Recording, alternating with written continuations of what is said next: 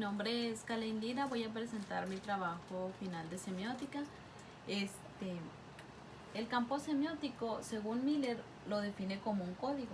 Un código es un sistema de símbolos por convención previa que están destinados a representar y a transmitir información desde una fuente o un destino. Actualmente corresponde al campo semiótico las siguientes investigaciones que vamos a resaltar, entre ellas 9 sistemas de comunicación, aparentemente los más naturales y espontáneos, hasta llegar a los más culturales y más complejos.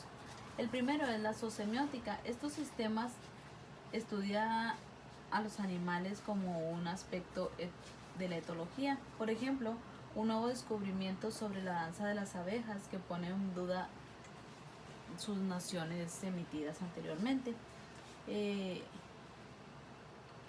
Otros son las señales olfativas. Bastaría con el código de los perfumes fresco, sensual, viril para establecer las existencias de las posibilidades comunicativas. En este punto podemos señalar como el caso de cuando decimos, ay, huele a quemado, huele a comida, esa es una señal olfativa. La comunicación táctil, esta comunicación la experimenta un niño desde que empieza a experimentar, a tocar. Algunos autores dicen que predomina la comprensión sucesiva de los mensajes verbales, o sea que primero aprendemos a tocar y luego después aprendemos a hablar y a comunicarnos. Esto es como el beso, los abrazos. Cuando los niños son bien chiquitos es lo primero que aprenden, que le dicen, ay, da un besito, y a los niños dan un besito y así. ¿Por qué? Porque primero aprenden a hacer las comunicaciones táctiles. Los códigos del gusto. En esta podemos hablar sobre aquello que rige los códigos de los sabores, qué es lo que más te gusta. Pero en este mismo código habla sobre las reglas para cómo servir la comida, cómo debes uno sentarse, cómo debes tomar una botella, cómo debes tomar una taza de café. La paralingüística es el estudio de los rasgos suprasegmentales, los tonos de la voz y de las variantes facultativas que corroboran la comunicación y la lingüística. Para Trager, él divide los rumores que no tienen estructura lingüística propiamente dicha en tipo de voz. El tipo de voz depende del sexo, de la edad, de la salud, de acuerdo a, puede ser la misma persona, pero en diferentes tiempos su voz es diferente. Por ejemplo, muchas veces cuando le marcamos a alguien por teléfono le decimos, ay, estabas dormida. ¿Por qué? Porque su tono de voz indica su posición en que está acostada.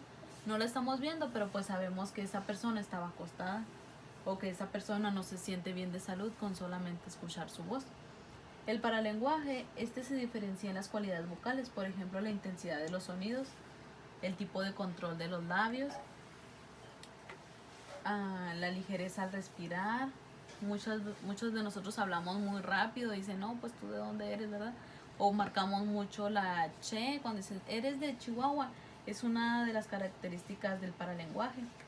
Las características vocales, por ejemplo, la risa, unos que se ríen muy reciote o que lloran muy, es una característica vocal también. Las cualidades vocales, por ejemplo, la intensidad o el tono de voz, o que ya sea que es muy rápido o muy despacio. Las segregaciones vocales, estas son moduladas por emisiones fonéticas y las acompañan las nasalizaciones, las aspiraciones, o personas que cuando hablan hacen un ruidito, chupan los dientes. La cinesia y la prosémica. Cuando la gente emite sonidos, escucha, se mueve, mira, toca, siente, emite o recibe olores, todas estas cosas se combinan de diversos modos para participar en el sistema comunicativo, y así podemos hablar sobre la cinética y la proxémica. Las distintas modalidades de la risa, de la sonrisa, el llanto, aunque los elementos del paralenguaje también son los de la cinésica. Es un punto extremo la investigación sobre la cinésica altamente culturalizada. Los gestos simbólicos ofrecimientos, dones, la gestualidad, el deporte. Esto pues ya son símbolos que cada cultura pues va adquiriendo. Como el aplauso, a lo que nos agrada damos un aplauso, a lo que no nos agrada dicen un dedito abajo, ¿no? Esas son también partes de la semiótica. También en medicina hay la semiótica del sector salud. Por un lado tenemos el sistema de índices naturales por el cual se subdivide el síntoma. Por otro, el sistema de la expresión lingüística por medio de los cuales los pacientes y medios y civilizaciones suelen denunciar verbal o cinésicamente un síntoma. Lo podemos ver como en un hospital cuando llega una persona que decimos, no, pues está grave. ¿Por qué? Porque su cara refleja su dolor.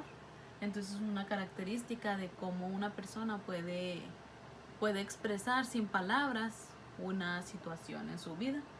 También los códigos musicales pueden presentarse cuando se trata de comprobar la posibilidad de codificar los tonemas. Eso pues es un poco más complejo, ¿verdad? Lo vemos con las tonalidades. Los lenguajes formalizados hablan sobre los estudios como el código Morse. Esos ya son códigos más sofisticados, donde no cualquier persona pues los aprende. Hay personas que solamente igual con sus dedos, como es táctil, pueden tocar y ir aprendiendo esas lenguas, pero sí son lenguas aprendidas. Las lenguas escritas, alfabetos, los códigos y algunos códigos secretos. El estudio de las lenguas escritas se incide de las lenguas naturales entendidas como lenguas verbales y más bien se relaciona con el problema de descifrar alfabetos ignorados. Las lenguas naturales, estas pertenecen al ámbito de lingüística propiamente dicha y sobre él no consideramos necesario extendernos ahora. Las comunicaciones visuales,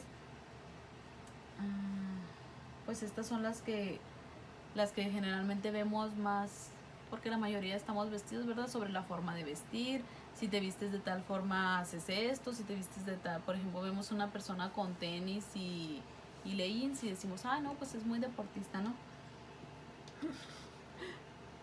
Los códigos culturales, en hablamos sobre los códigos de ética, sistemas de modernización, tipología de culturas, modelos de organización social.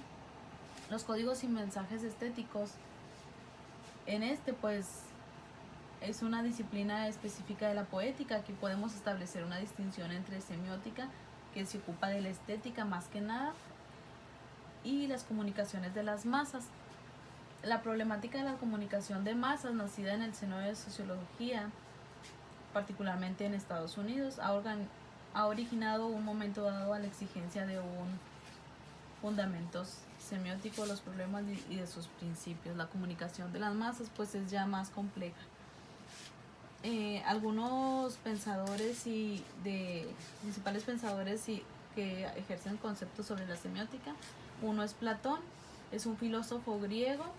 Platón plantea su diálogo crítico de las palabras convenientes en las cosas por naturaleza o por convicción.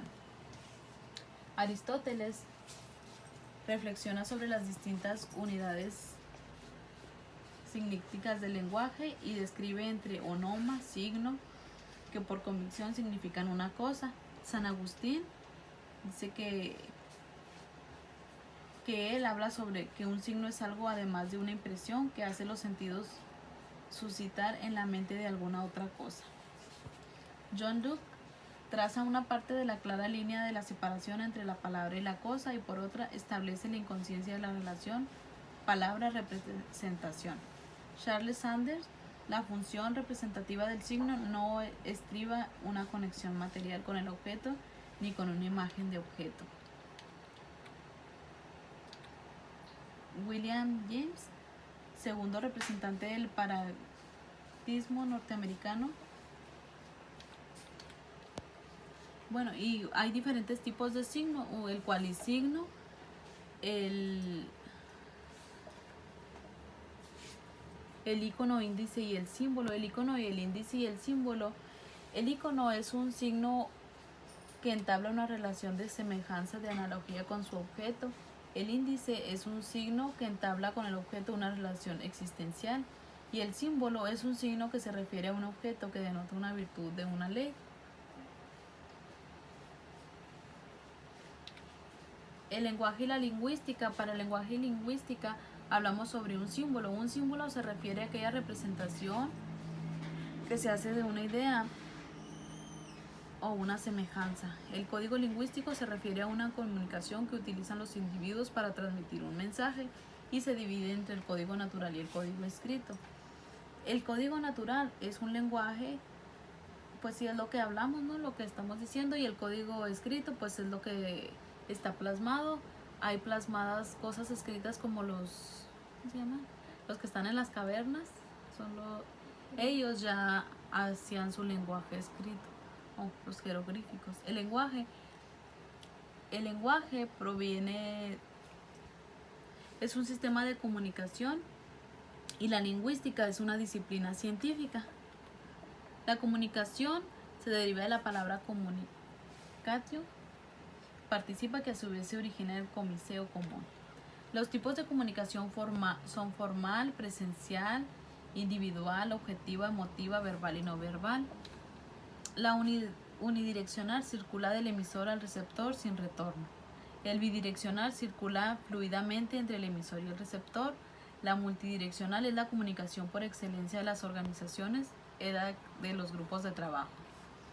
La comunicación escrita o pictográfica es la que, como les comentaba ahorita, la del hombre primitivo, donde encontramos en las cavernas. La comunicación escrita jeroglífica es la conciencia humana, comenzó la percepción de la inteligencia y el espíritu con la representación de formas. Esto lo vemos mucho con los, ¿cómo se llaman? Con los egipcios. La comunicación oral, por la comunicación oral se entiende básicamente la comunicación a través de las palabras habladas, que es el lenguaje verbal. Las características de la comunicación oral son la claridad, la concisión, la coherencia, la sencillez y la precisión, porque muchas veces no, pues escuchamos hablar a alguien, pero a veces no le entendemos nada, primero porque no habla claro, segundo porque no es conciso en lo que quiere decir, no tiene coherencia, o a veces por como la sencillez, a veces su lenguaje es tan sofisticado que no entendemos nada de lo que quiso decir, ¿verdad? El funcionalismo entiende a la sociedad como un organismo vivo de naturaleza esencialmente estable, donde cada parcela cumple una función necesaria al resto. El estructuralismo habla sobre los orígenes teóricos, son la historia y la lingüística. El funcionalismo habría que agregar dentro de las propuestas teóricas la comunicación humana, la corriente sociológica. El marxismo, para ellos la comunicación forma parte de la superestructura social. Para el materialismo histórico, las sociedades se dividen en esquemas jerarquizados. La escuela de Frankfurt surgió como una consecuencia lógica de los acontecimientos desde la década de los años 20 y hasta la fecha tan temprana se plantea la necesidad de desarrollar una reflexión global sobre los procesos de consolidación. La escuela de Palo Alto nos habla de 19 mitos sobre la comunicación. El primer mito dice que el ser humano dirige la comunicación y es un mito porque dice que comunicarse nace de los esfuerzos que se realizan para sustentarse en la comunicación. Somos un elemento de otros, una información disponible, o sea, no necesitamos, dice que el ser humano es el que dirige, dice que, y no, o sea, vimos como los animalitos, como las abejas también ellos se comunican. El otro mito dice que no existe más que un nivel de lenguaje, el cual se manifiesta por la palabra escrita.